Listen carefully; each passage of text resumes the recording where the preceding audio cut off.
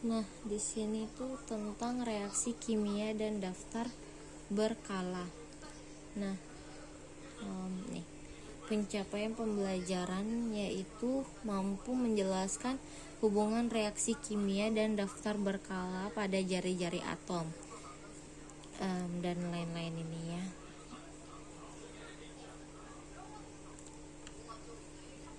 Kemudian ini materi yang dipelajarin.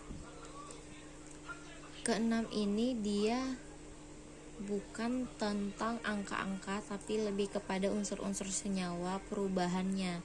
Yang pertama tuh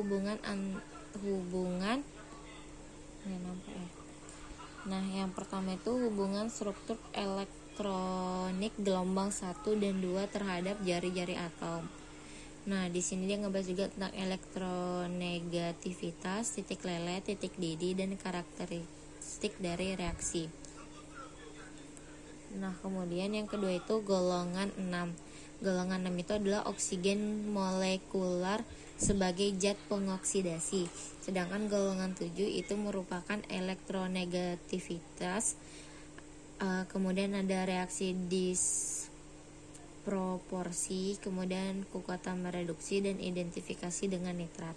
Yang keempat, struktur elektronik periode.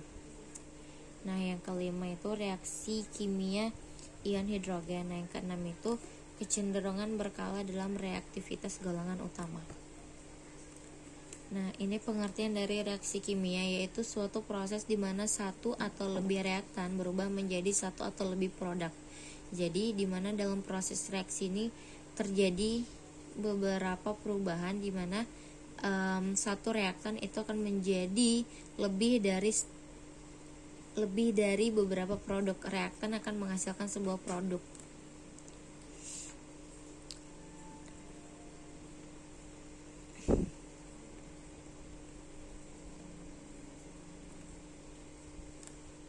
Perubahan pada reaksi kimia. Nah, reaksi kimia biasanya berlangsung disertai dengan perubahan fisik. Nah, seperti ini, yang pertama itu terjadi perubahan warna.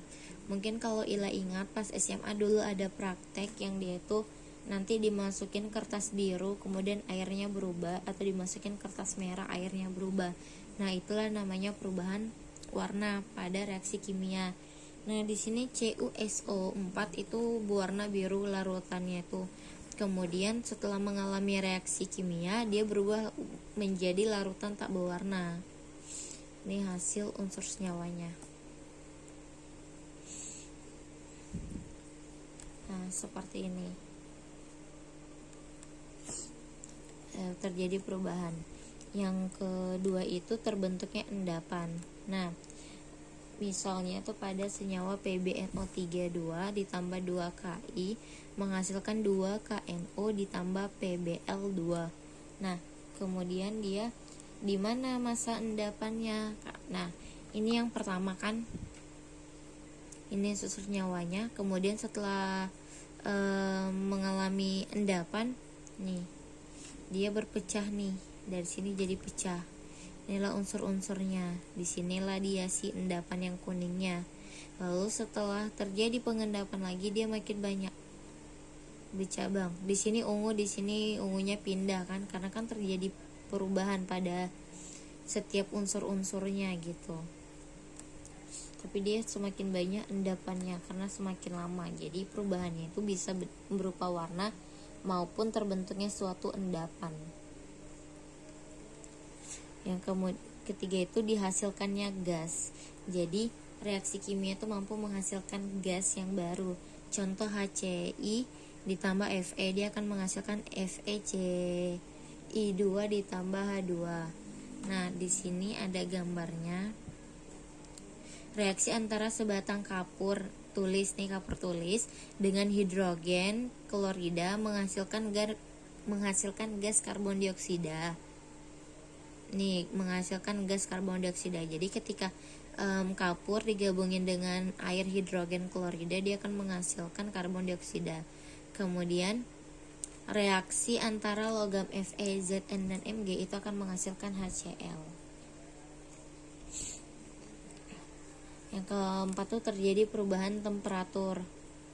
Nah, di sini tuh misal CaO ditambah H2O, dia menghasilkan CaOH2.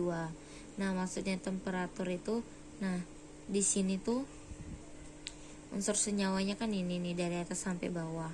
Kemudian setelah di sini dia tuh ini akhirnya gitu, dia kan dipecah dulu unsur ini Mg sama CO2, kemudian dia disatukan jadi MgO2, jadi temperaturnya itu lebih padat gitu ketika digabungkan udah unsur senyawanya. Kemudian reaksi kimia dapat digolongkan ke dalam beberapa kelompok. Nah, ini pembagian dari reaksi kimia. Yang pertama reaksi sintetis, yaitu merupakan kombinasi pembentukan. Adalah pembentukan senyawa dari unsur-unsur. Nih, P4 ditambah 6 CI, ini kan Ci menghasilkan 4 PCI3. Nah, jika klorin yang tersedia berlebih, maka akan terbentuknya senyawa PCI5 padatan putih. Jadi di sini pembentukan senyawa dari unsur-unsur ini unsur 1, ini unsur kedua, kemudian dia membentuk suatu senyawa. Kan senyawa itu merupakan gabungan dari unsur-unsur. Kemudian reaksi metatesis, pergantian atau pertukaran ganda. Maksudnya pertukaran ganda ini yaitu reaksi pergantian suatu ion atau atom dalam senyawa dengan atau atom dari unsur lain. Di sini ada BaCi, kayaknya Cl deh.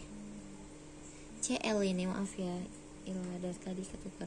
Ini BaCl2 ditambah Na2SO4. Nah, di sini dia kan dia dibilang tadi tuh pertukaran ganda.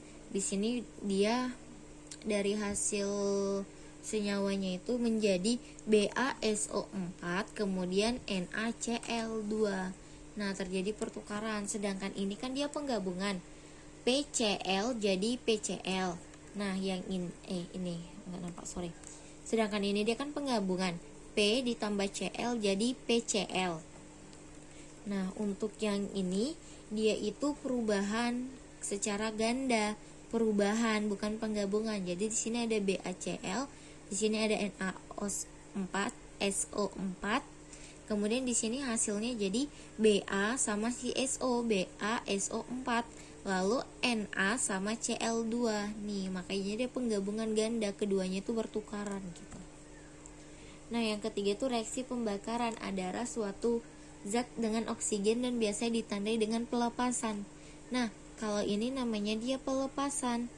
Nah, contoh di sini ada CH4 ditambah O2 menghasilkan CO2 ditambah H2O.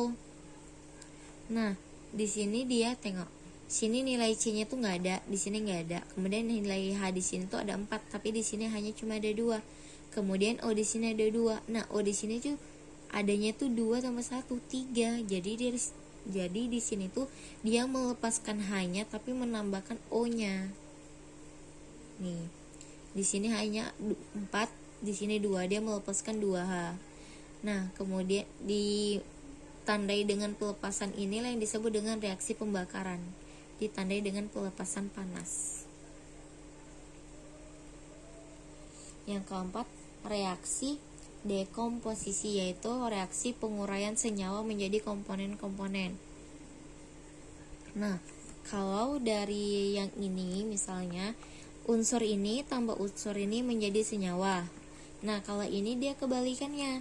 Dari senyawa, ini kan senyawa, dia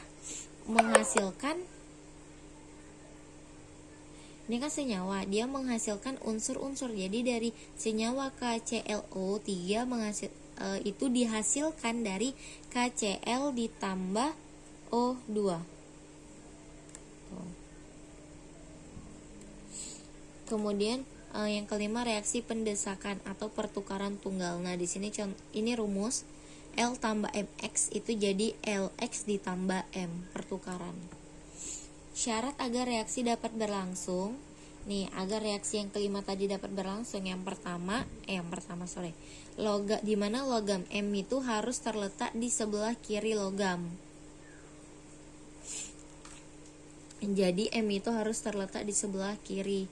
Contohnya misalnya Al ditambah FeCl menghasilkan Fe ditambah AlCl3.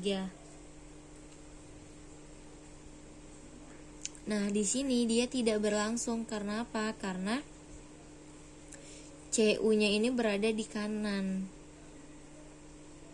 Ditambah ZnSO4. Nah, dimana yang sebenarnya itu bahwa Cu-nya ini harusnya tuh di sebelah kiri biar dia terdapat reaksi pendesakan yang ini. Gitu. Ini yang ke-6 yaitu reaksi reduksi oksidasi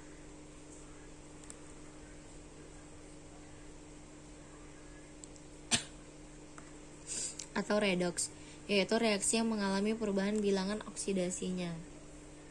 Ini Ila bisa cek untuk redoks di pelajaran pas SMA, buku-bukunya kan ada kemarin kan, untuk pemahaman mengenai reaksi redoks. Kemudian ini reaksi dalam larutan. Ini bisa dibaca kali ya. Nanti kalau ada yang nggak paham bisa ditanyakan. Kita coba cari contoh soal. Ini tabel. Kemudian ini reaksi pembentukan. Untuk bab tentang reaksi kimia itu memang banyak unsur-unsur seperti ini sih daripada angka-angka.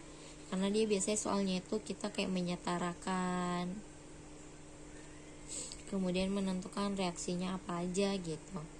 Ini kita udah masuk susunan atom berkala.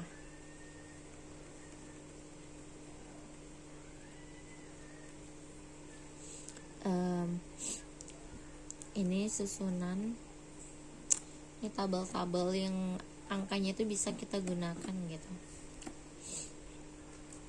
Ini juga susunan atom berkala. Ini juga sama, masih bisa dibaca. Ini tabel berkala. Ini sifat yang dimiliki, yang dapat disimpulkan dari sistem periodik unsur SPU. Jadi di dalam sistem periodik itu ada apa aja? Enggak lagi. Jari-jari atom. Ini bisa dibaca ya.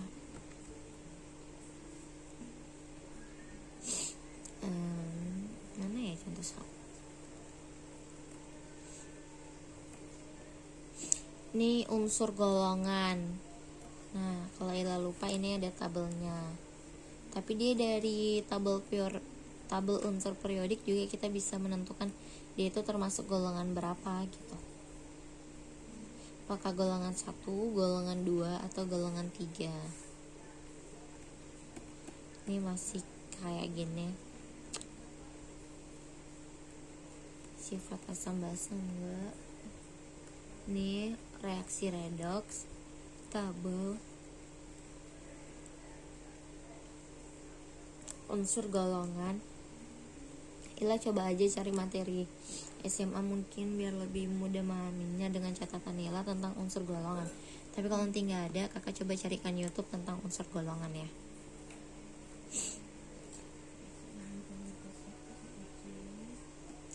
Ikatan logam itu materi aja.